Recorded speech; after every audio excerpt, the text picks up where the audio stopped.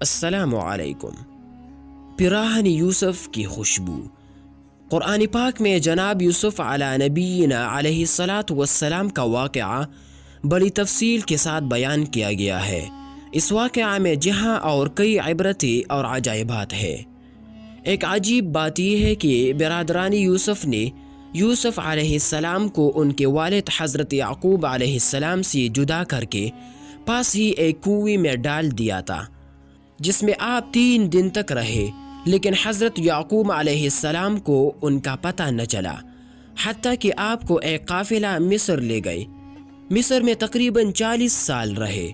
اس 40 سال دور میں بھی انہیں کوئی اطلاع نہ ہوئی، لیکن جب برادران یوسف ان کی قمیص لے کر مصر سے نکلتے ہیں تو حضرت یعقوب علیہ السلام 200-250 میل کے مسافت سے اس قمیص کی خوشبو محسوس فرما لیتے ہیں۔ چنانچہ ارشاد خداوندی ہے، اعوذ باللہ من الشیطان الرجیم، بسم اللہ الرحمن الرحیم۔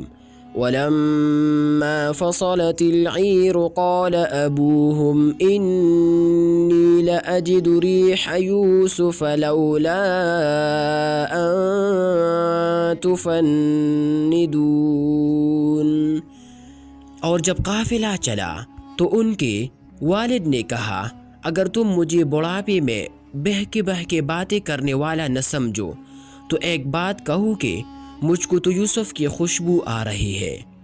اسی وجہ سے ایک شخص نے حضرت یعقوب علیہ السلام سے دریافت کیا کہ اے روشن ذات، عقل مند، یہ کیا بات ہے کہ مصر سے یوسف علیہ السلام کی قمیص کی خوشبو آپ نے سونگھ لی، لیکن کنعان کے کنویں میں آپ یوسف علیہ السلام کو نہ دیکھ سکے؟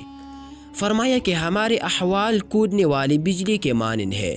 کبھی ہم اونچی بالاخانے پر بیٹھتے ہیں اور عرش تک کی خبر لے آتے ہیں، اور کبھی اپنے پایوں کے پش بھی نہ دیکھ پاتے۔